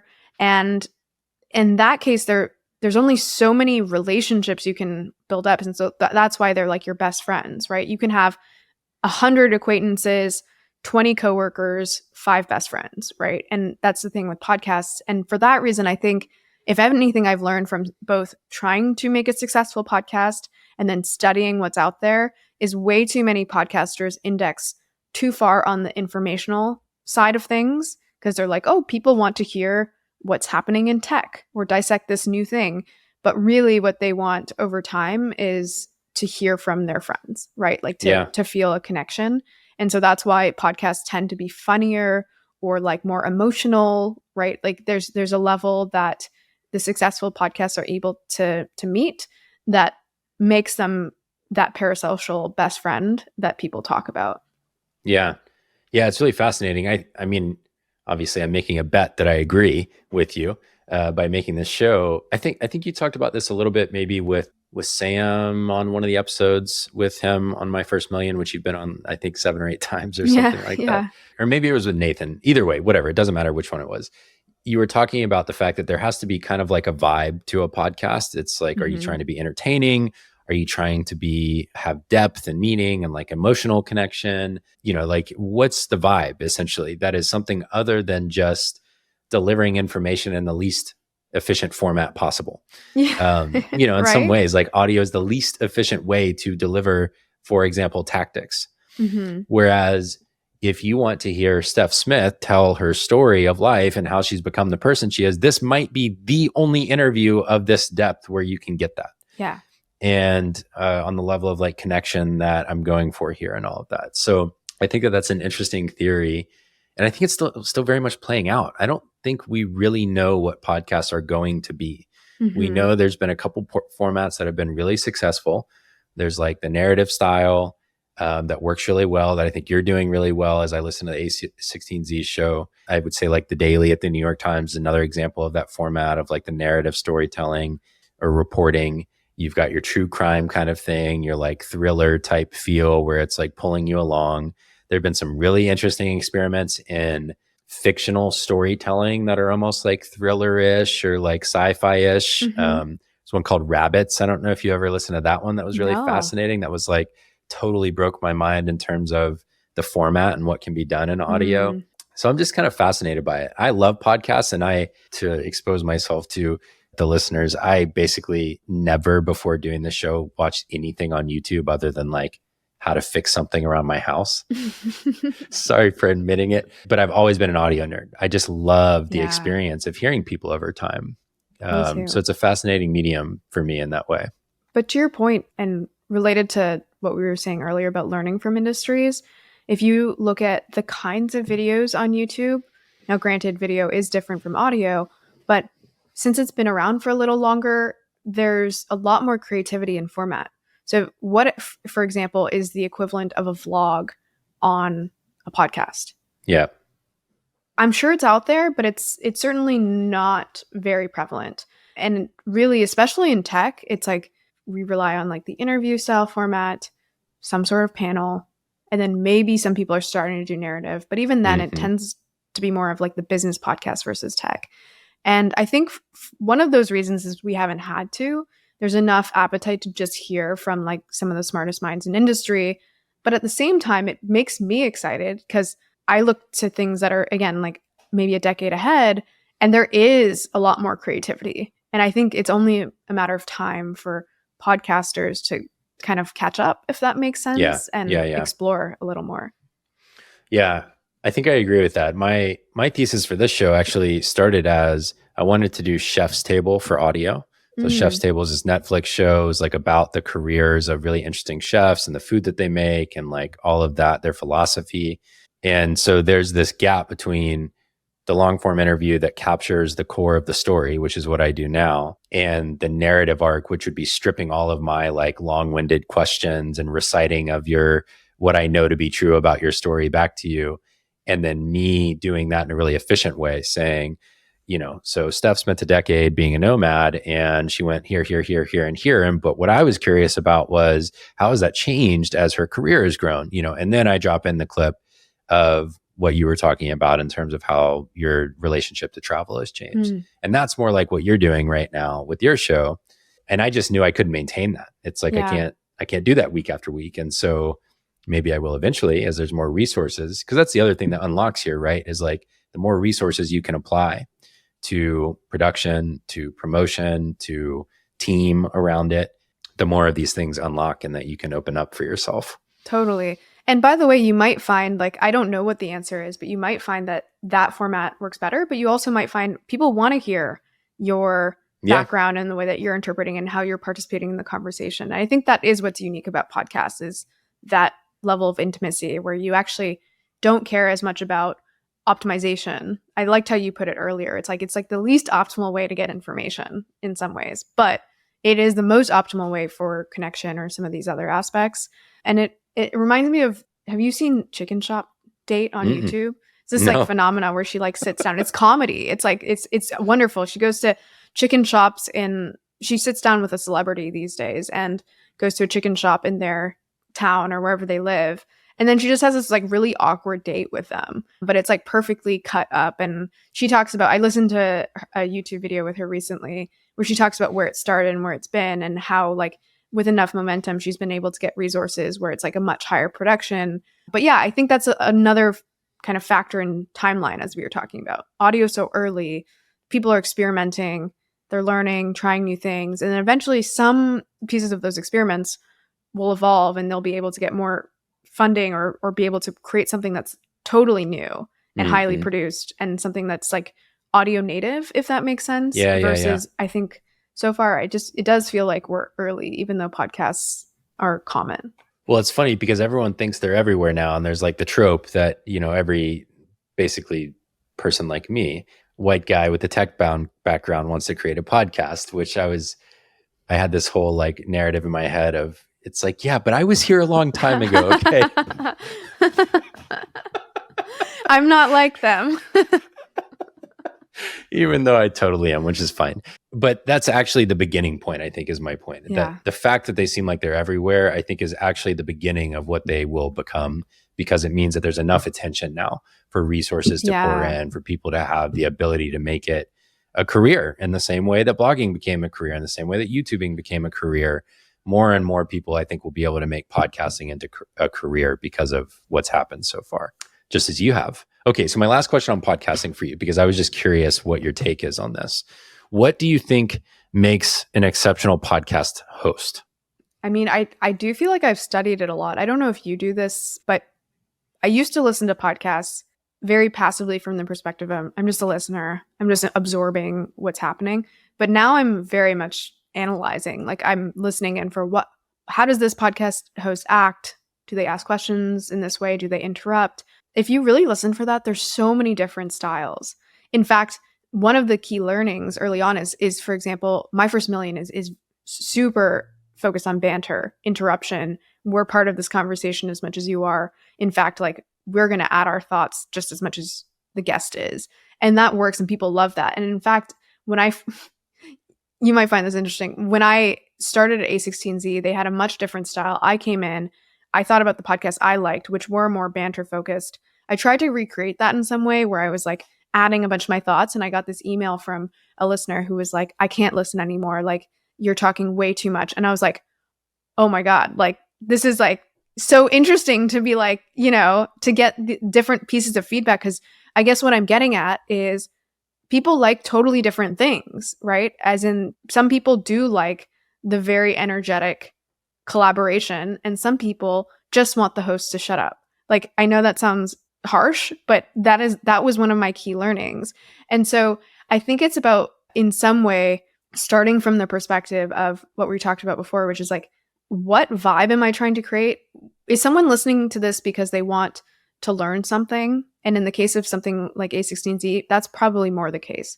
They probably do want to like be on the frontier of a particular technology, and they want to hear from the smartest person in the room on that. And that is very different from people who want to feel like they're in a room of bros shooting the shit and laughing. And that is very different from people who, or another podcast where maybe they just actually want to feel heard, even though they're a passive listener, and they want to hear someone talking through their own story. And like, so the point is, the host is the facilitator, is more so what I've learned through that and other experiences of like, you start with not what you think you are as a host, but more so the product you're trying to deliver. And then you adjust accordingly. So I have actually pulled back, and like, I add less of my perspective, and I actually think that was for the better. And so I think, just like, let's say an athlete will study other athletes and will figure out, not necessarily like, oh, I was meant to play this position in a certain way. No, you look at the all-time greats and you assess like where you fit on the team. And I think that was, if anything, my biggest learning as a host is like, there's not one size fits all that makes a good host, but there is a starting point of assessing the product that you're trying to create and then fitting within that. And of course, like, I think one caveat I'll add to that is, I think I've learned you want to become a host that facilitates the product well, but you definitely do not want to try to be someone else as a host, if that makes sense. Like, you definitely, like, that was another mistake I made. I wasn't quite trying to be anyone in particular, but I was like, oh, I really like this host and the way they do things. And then that just got into my head way too much of trying to, again, like, your personality is just going to come out naturally. And so you do want to, again, keep the audience in mind, but don't keep this, other hosts, other greats, and try to be them in mind, because that is just like, it's an impossible thing to actually accomplish. Yeah. No, I'm with you on that. I have an interesting experience of audio these days because I basically have I don't really have any passive listening time now because I use so much of it for this show. But what I do get is I get to hear 5, 10, 20, sometimes more hosts, different hosts, interview the same person. And that's really interesting because that is a real contrast in style and in approach and in even like arc. I think a lot in terms of story arc. And so if I had a vibe for this show, it's like, I want to help the guest tell their story in a way that captures who they really are as a full human being. Yeah. And then I'm going to trust the audience to make their own meaning of that experience. Yep. Like they will take away from it whatever applies to their life, not as advice, but as parallel stories. Like, oh, Steph telling that story made me think of my life in this way differently. That's really interesting. That's what I want from the show. It's not unlike, I guess, a memoir. Are you reading a memoir to learn something? Probably not. But you probably are reading it because there is some parallel in every person's life that matches yours. Or the same with the biography. It's like, am I reading it to memorize the facts about George Washington's life? No. Mm-hmm. But I might read it to see what do we have in common and like what did he do as a leader that I can take inspiration from and things like that. Yeah. So I hear different hosts, and my favorites, I think Patrick O'Shaughnessy is one of my favorites. He is fantastic and just consistent.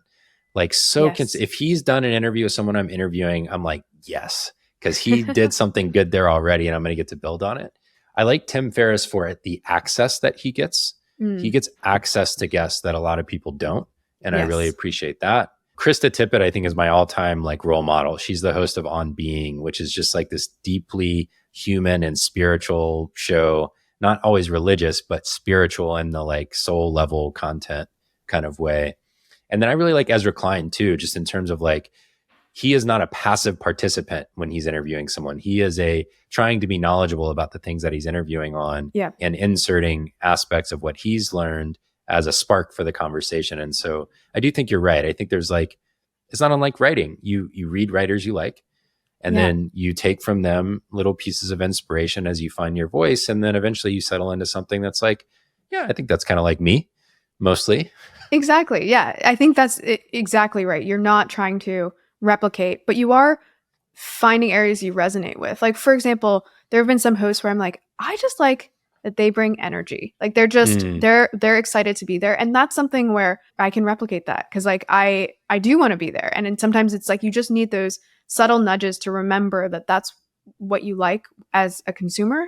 And that, you know, every so often you're waking up, it's like 9 a.m. you're about to hop on and you're just like, remember, like bring the energy, you have it, right? You just remember the kind of product you want to create, I think is important. So it's interesting being, just at the very least, being a host is so different than being a guest, which is so different than being a consumer. And so if you've been all three, trying to understand those dynamics, it was new to me at the very least when I started doing that as a job. No, it's super awesome. I loved listening also to both Shit You Don't Learn in School and the A16Z show, and just hearing how in some ways they're capturing different aspects of your personality. Yeah.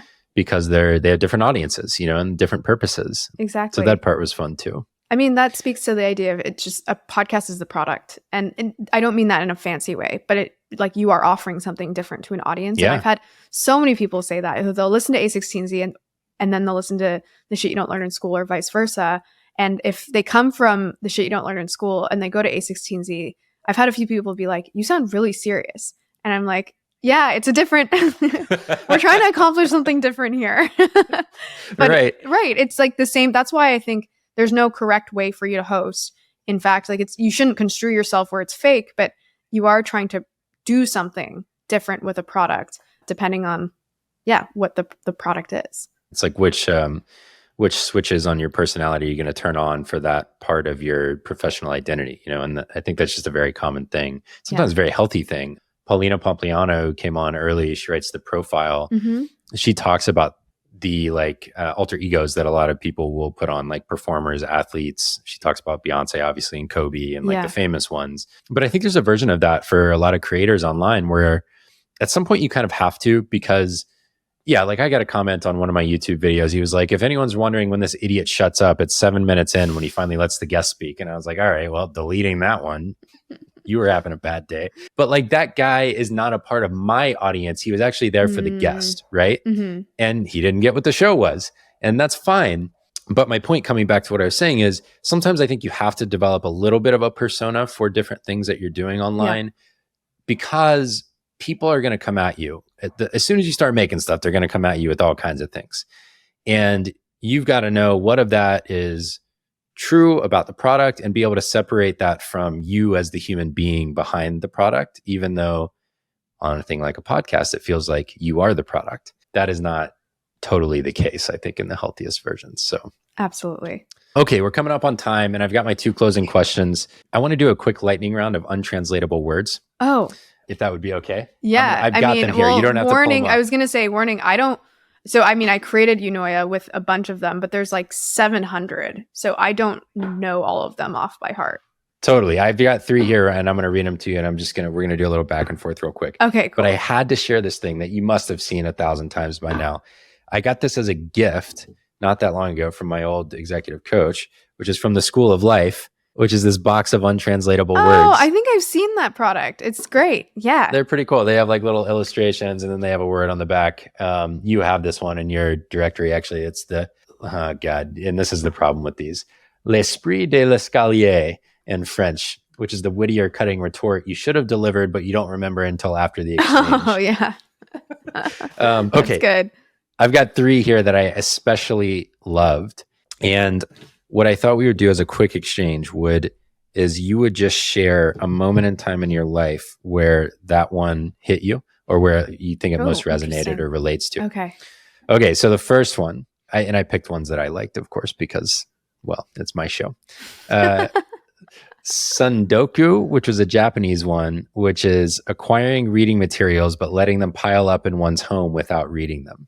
Like always, we have just to my left about 100 books, and I've probably read a handful of them. Cal is a much more respectable reader, and I've been actually catching up. I've read between audiobook and reading physical books in the last month 5, which is probably more than I read in the last year, candidly.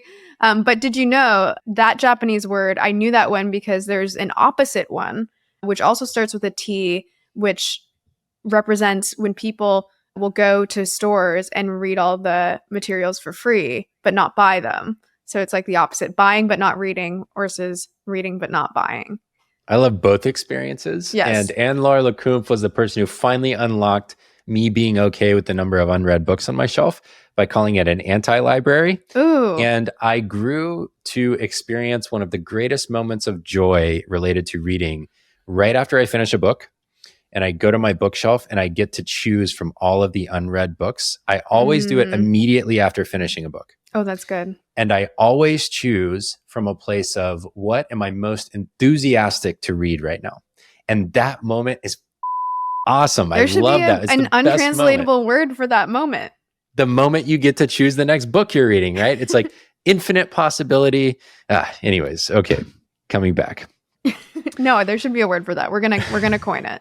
Okay, excellent. Sophrosine sign. This is Greek. A healthy state of mind characterized by self-control, moderation, and a deep awareness of one's true self, resulting in one's true happiness. Oh, wow. Just again, because we're riffing and I'm just reacting immediately, I feel like I don't ever accomplish that.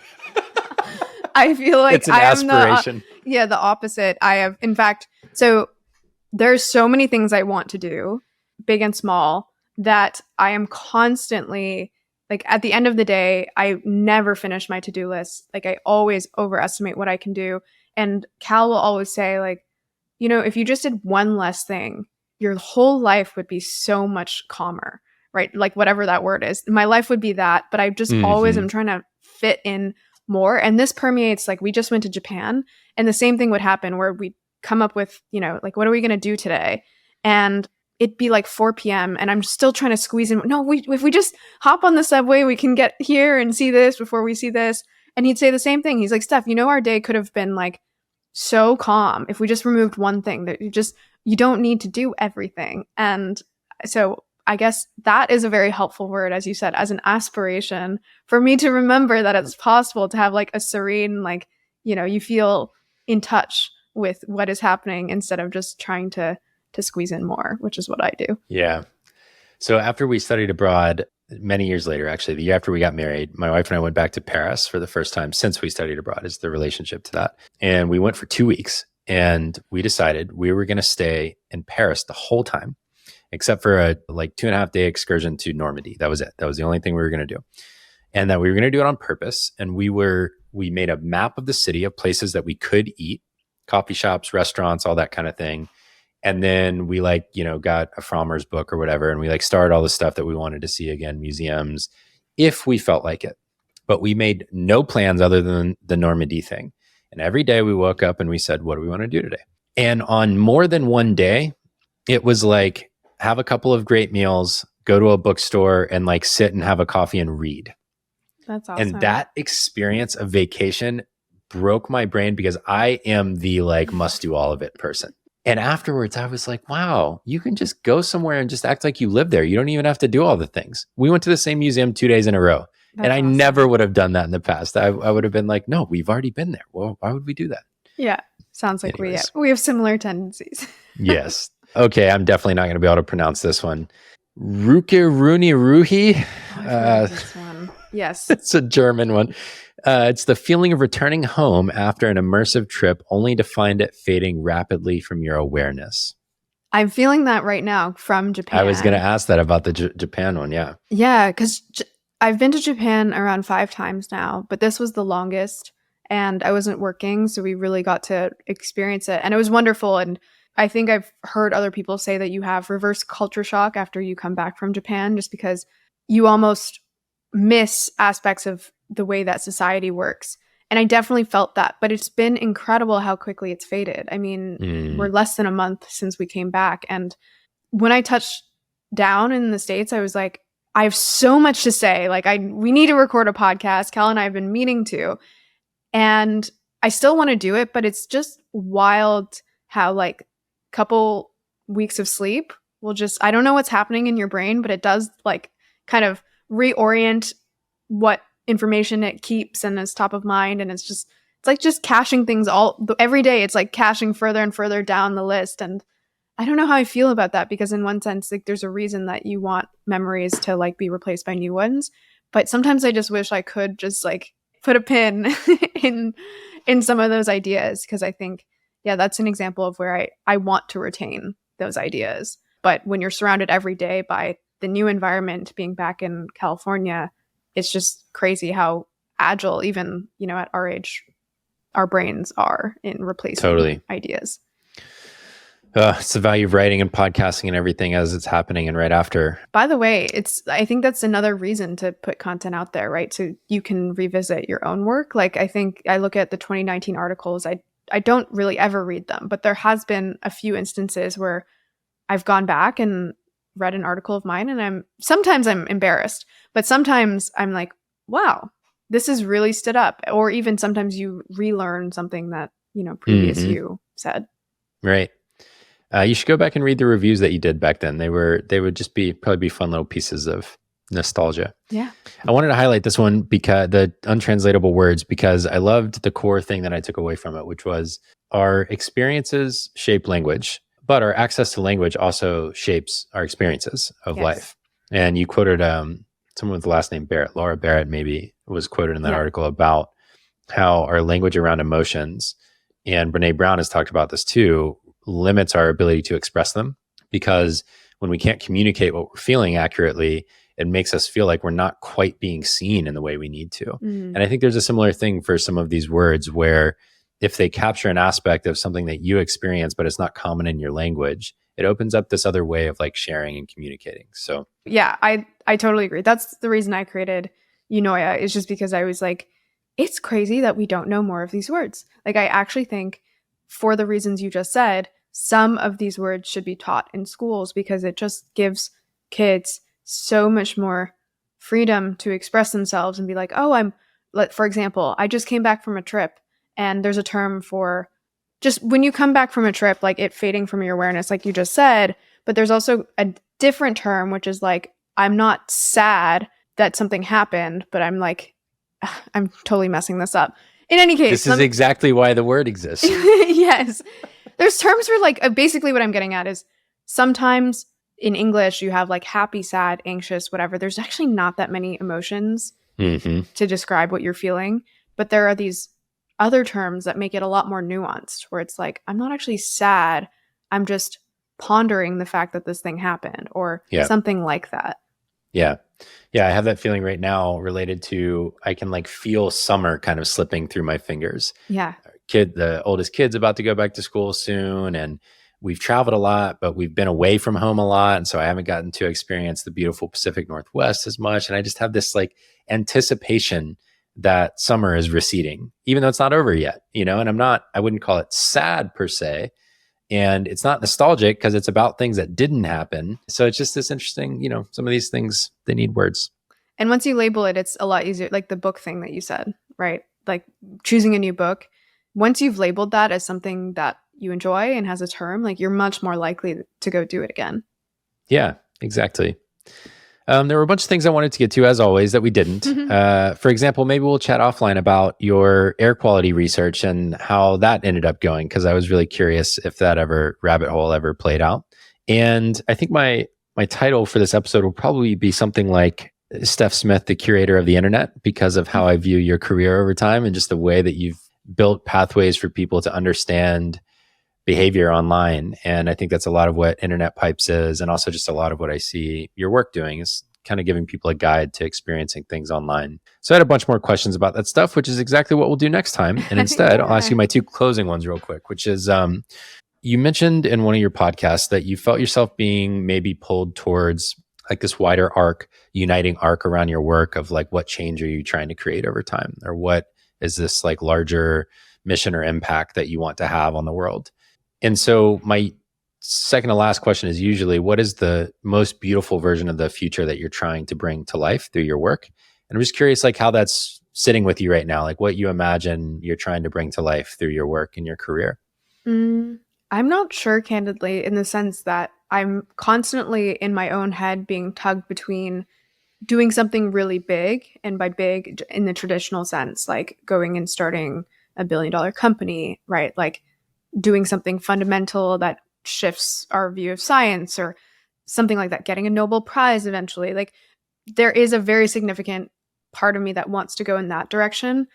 But then if I actually look at what I do, and that by the nature of what I enjoy, it's all these tiny little things. Like, yeah, making sense of things on the internet, showcasing these internet artists who I think are building such cool, quirky projects. And I think for now, in the middle term, that is really like how I view my stamp on the world is just, I think the internet obviously is like this undercurrent, probably the most important undercurrent of the last few decades. And I think it'll only continue to be more important, but like helping people not just make sense of the internet, but appreciate it. Appreciate the fact that we have access to all this information, that you can create literally anything, that skills are basically accessible to anyone who wants to like take it upon themselves.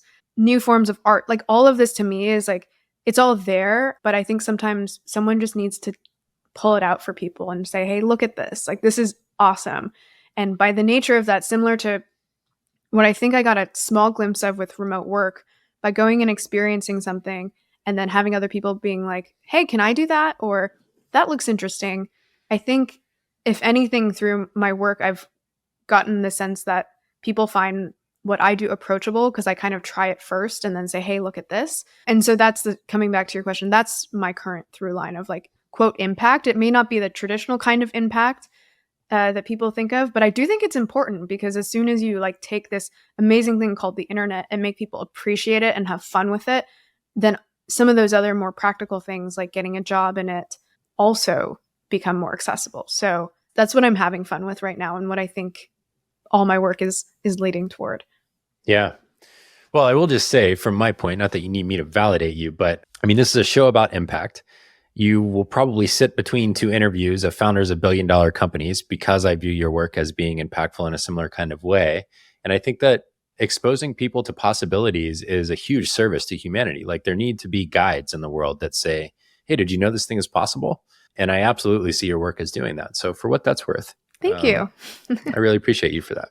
Okay, my last question is, through your work, exposing people to possibilities and curating the internet, who are you becoming as a person? Oh, I don't know. It's an interesting question. I mean, I do think I'm, if anything, every day on the internet, like I'm more inspired to do interesting things. And again, like go from this amorphous idea of being like, I want to impact the world through like a big project or a big company, to having these more nuanced perspectives on like how to gather attention and inspire people and and what's worth building as well. So I don't actually know the answer to your question, but I think over time, like I think what I view as important or interesting has shifted through the nature of like all these other independent people cropping up and building something that the world hadn't seen before. So yeah, I wish I had a better answer for you, but that's what comes to mind. I love it. It's great. It's a capture of a moment in time. Well, Steph, this has been awesome. Thank you so much for joining me. I know everyone will love it, and hope to have you back again sometime. Yeah. Thanks for having me. This is fun.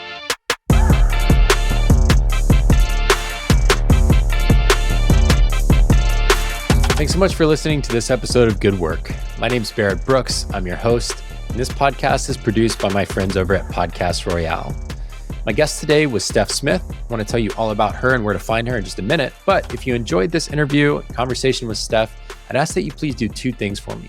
First of all, I'd love it if you would copy the link to it and drop it into a text message and send it to a friend or a colleague who would also enjoy the conversation that I had with Steph.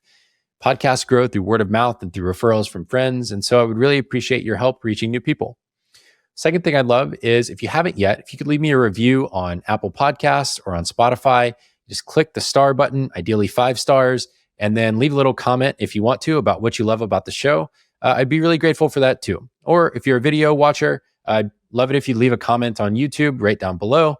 These are things that help tell the algorithm you care enough to leave a comment or leave a review, and it helps other people find the show. So I'm always grateful for it. Steph Smith is an incredible writer, podcaster, creator, and entrepreneur. You can find her work at stephsmith.io. You can find her on Twitter, pretty active, at stephsmith.io there. You can find the A16Z Podcast on any popular podcast platform, as well as The Shit You Don't Learn in School, which is her collaboration and podcast with her husband, Cal. Check that out wherever you get podcasts too. And then if you were intrigued by or interested in internet pipes, which we talked about in a couple different areas of the conversation today, that is a course and community that kind of reveals this hidden infrastructure underlayer to the internet that allows you to research trends and understand what's going on online, what people are looking for, what they want, evaluate business ideas, come up with content ideas, and so much more. The commentary I see from everyone who's participated is that it's the most delightfully surprising course and community that they've ever joined, that people speed through the content because it's so interesting and fun. So be sure to check that out if that's interesting to you. And of course, you can always find the show notes for today's conversation at goodworkshow.com. You can find this podcast pretty much anywhere you get podcasts and on YouTube. So thanks so much for listening. I'm grateful you're here. Please make sure to hit subscribe so that you can get the future episodes in your feed. And I'll see you next time.